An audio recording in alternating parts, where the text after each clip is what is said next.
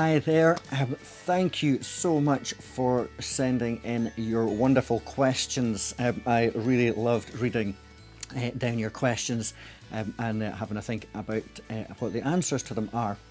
Now, you've got some other questions that I've answered on just by typing the answers in, which I've sent to Mrs. Quigley, and so she'll be able to read those out to you. But I didn't want to do those personal ones and broadcast all of my personal details over the internet, so I've done those ones like that. But the ones about the church and all those kind of things, I thought I would just talk you through them, because sometimes it's easier just to explain this stuff and to answer them directly. So I'll just go through your questions. That's brilliant questions. I really love answering these kinds of questions. So question number one: how many people attend your church service on a Sunday? Well, there's probably about 80 people. Between 60 and 80 people come on a Sunday morning, depending on what's happening. We had a wee bit more last week because we had a baptism. Sometimes during holiday times there's less. Before COVID we had about 120 people coming to church, but some folks haven't come back after COVID because they're not keen on being out. Some folks are maybe older and they're not that keen on being out. But we do have a whole lot of new people coming to church as well since COVID. So about maybe about 60 to 80 people come in on a Sunday. Question two: if you weren't a minister, what would your dream job be? Well, I think that if I really thought about that hard, my dream job would be to be an architect or a graphic designer. I really love all of those kinds of things. I'm not very good at drawing. I'm pretty good at working out shapes and that kind of stuff, but actual drawing, really bad at actual drawing, and so that would be a downside for being anything to do with art stuff. But that's actually what I think my dream job would be. Question three: when does Sunday's church service start and stop? Well, it starts at 10:30 and then it finishes about between 11:30 and about 11:45. And then after that we have tea and coffee and juice and cakes and biscuits. Question four: why did you make the decision to be a minister in Ellon? Well, I made the decision to be a minister because I feel that God called me to it. So there was 3 times that I was in 3 different places where I felt that God was pointing me towards a part of the Bible. And it was a part of the Bible that talks about your faith and about your work. And in 3 different places that Bible passage came up, and I thought, well, I should explore that a little bit. And I'd been thinking a bit about being a minister, because lots of people over previous jobs that I had said, have you ever thought about being a minister? So I thought I would explore it, and I got through all of the stuff to become a minister. And then when the job came up in Ellon, again I applied for it just like a normal job, and I got interviewed and people came to hear me take a church service and that kind of stuff. And I met with a committee, so there was about 15 people or 19 people that all interviewed me, and they prayed about it and I prayed about it, and we all decided that I should come and be the minister in Ellon, and that was 6.5 years ago. Question 5: what is the most interesting wedding you have officiated at? Well, I don't get asked to do an awful lot of weddings, but probably the most interesting one would have been a wedding that I did in a hotel for 2 of my friends. It wasn't anything that was massively different about it, but it was just a really good day spending time with friends, and it was lovely to be the person who married my 2 friends as well. Question number 6: have you been baptised? I have. I was baptised when I was a baby, so I'd be probably less than a year old, and I was baptised in a church in Dalkeith, which is just outside Edinburgh, called St Nicholas Buccleuch Church, and I don't really remember it, but I know that it happened. Question 7: what made you want to be a minister? Well, like I was saying earlier, people in the jobs that I used to do, I used to be a teacher. I used to work with children who were having trouble going to school as well, and I worked for a couple of charities, and all through that time, people said, have you ever thought about being a minister? Because I had one of the qualifications already to be a minister, and people had said, have you ever thought about being a minister? And they could sort of see some of the ways that I dealt with people and some of the ways that I lived my life, that they thought that I would make a good minister. And so from that, I started thinking about it, and then, like I was saying earlier, God sort of pointed me towards these three passages in the Bible that made me think, oh, I should probably take that more seriously.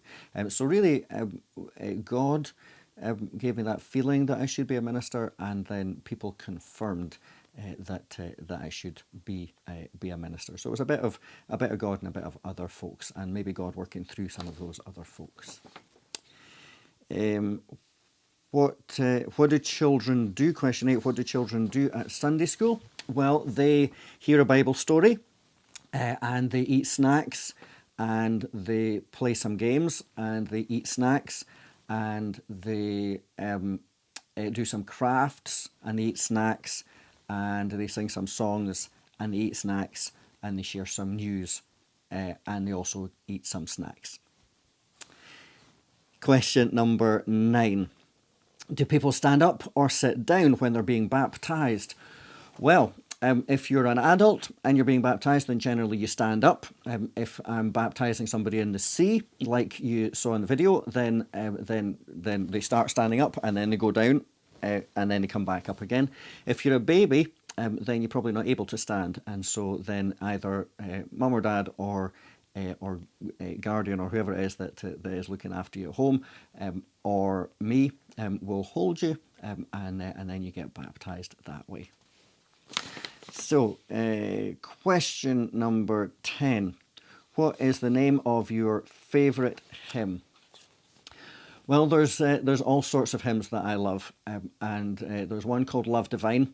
Love Divine, All Love's Excelling is quite an old hymn that I really like. I really like one that is called Come Down, O Love Divine, which was written, maybe 1,000 years ago. It was a really old hymn and has a really, really old words and has a really lovely tune. There's some more modern hymns that I really like. There's one that is called This Is Amazing Grace, which I really like, and there is one that is called Christ Our Hope in Life and Death. Christ Our Hope in Life and Death, I think, is one that I really like as well. Question number 11, how long have you been a minister for? Well, I've been a minister in Ellen Parish Church for 6.5 years, and this is the first church that I've been in charge of, and so I did training before that, and so I was a probationer minister before that for about 18 months, maybe 20 months, and then before that I was training. So all in all, I've been a minister for I've been a proper minister for 6.5 years, and a kind of trainee minister for maybe 2 and a bit years before that. How did you? Question number 12. How did you go about becoming a minister? Well, you have to have a degree in divinity. So you have to go to university for. In fact, you actually have to go to university for 7 years. So you have to have either a degree from university and then do a divinity or a theology degree, or if you've already got a divinity or theology degree, then you need to do another qualification on top of that. And then you also need to do placements in different churches, and you also need to go to something that is called selection conference, where you do all sorts of activities and have all sorts of interviews with various people, and at the end of that they decide whether you can go forward to becoming a minister, and then you'll do your degree, or you'll do your other qualification, and then all of your placements, and then you get ordained at the end of all of that. And being ordained is when you become an actual proper minister. Question number 13. What is your favourite part about being a minister?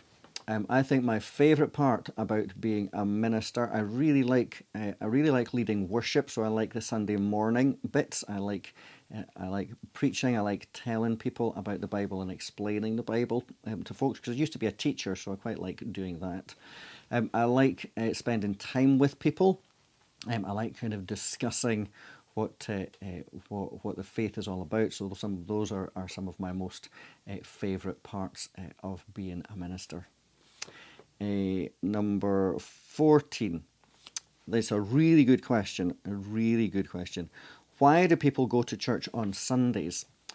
Well, people go to church on Sundays because they want to worship God, because they believe in God and they want to worship God, and they feel that coming together with other people that want to worship God and want to spend time with God and want to talk about God is a really encouraging thing for their faith. And sometimes if people have maybe had a hard time in the week, then it can be a great place to come and get some support and get some help. So people like to sing hymns, and they like to learn a bit about Jesus, and they also like to come together in what we call fellowship, which is sort of friendship and spending time together. Number 15. What games do the children play at Sunday school? Well, I don't get to spend a lot of time at Sunday school, because Sunday school generally happens when I'm doing the other bits of the service. So what do some of the games they play? Well, I think they play hide and seek sometimes. I think they play Duck Duck Goose. I think that they sometimes play sort of talking games, sort of sitting down and kind of talking games like quizzes and that kind of stuff. At activity days, which is a bit like Sunday school but on a bigger scale, that we do every so often, and some of you might have been along to our activity days. We just had one a couple of weeks ago. We play all sorts of games like toilet tag and Sleeping Lions. We sometimes do relay races. We'll do Duck Duck Goose there. We'll do the Bear in the Honey Pot. And we have a really good game which is called Foxes and Burrows, which is an awful lot of running about. So there's some of the games that we play at activity days. Question 16.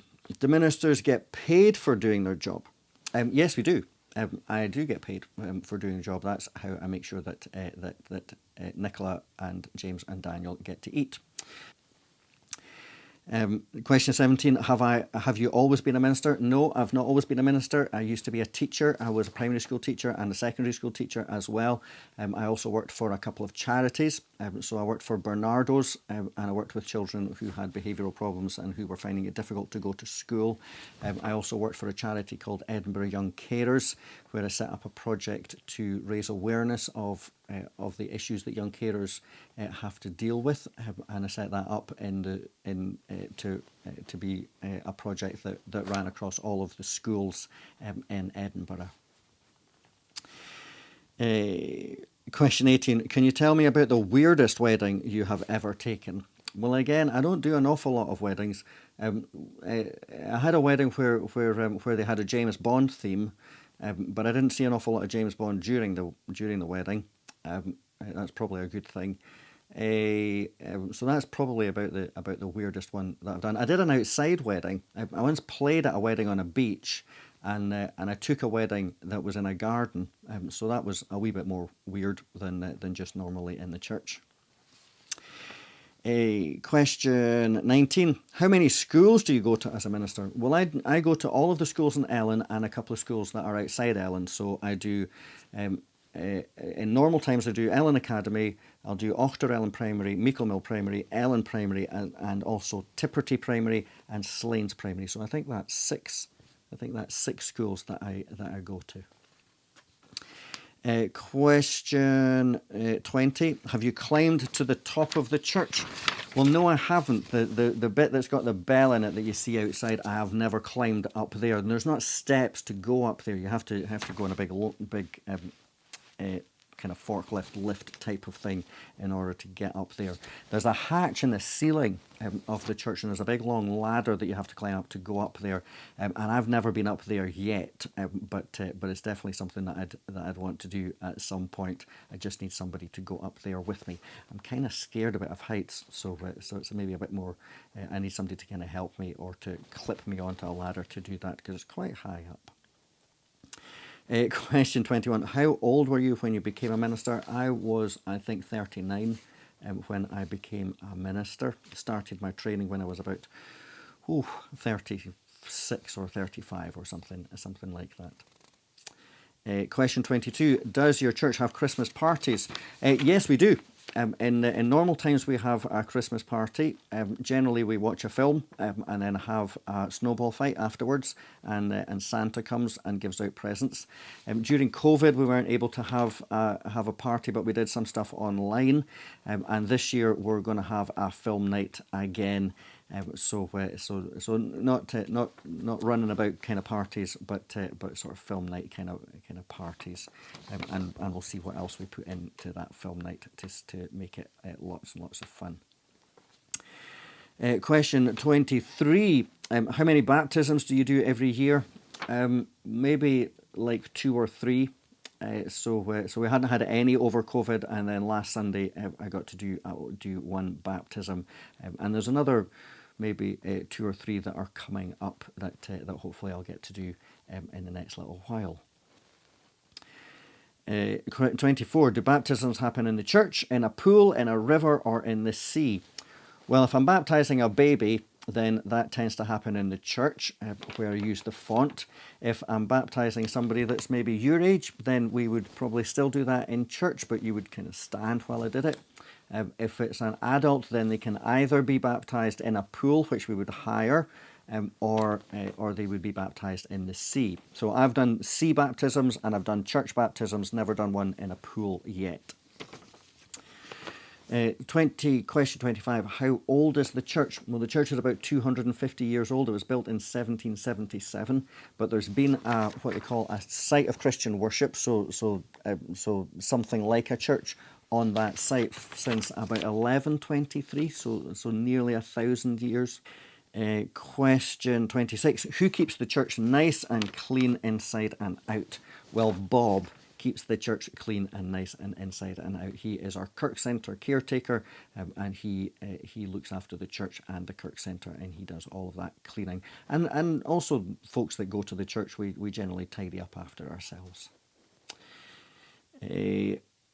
27. How do people dress at church services? Well, I wear a suit and a shirt and tie, so I'm quite dressed up. Sometimes people like to put on nice clothes to come to church, and so some people will kind of come in maybe a jacket and a suit.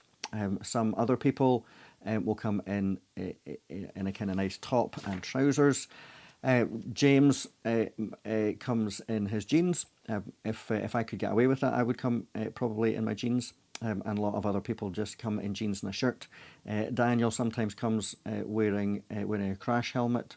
So there's not really any hard and fast rules about what you need to wear to come to church. Whatever you're comfortable in is generally what I say.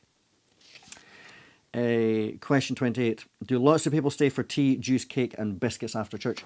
Quite a few folk stay for tea and biscuits and coffee after the church. So maybe about half of the folk that come to the service, maybe a wee bit more, sometimes stay for tea and coffee, and we get a good chat during those times. Question 29. How did you get to see people who go to church during lockdowns?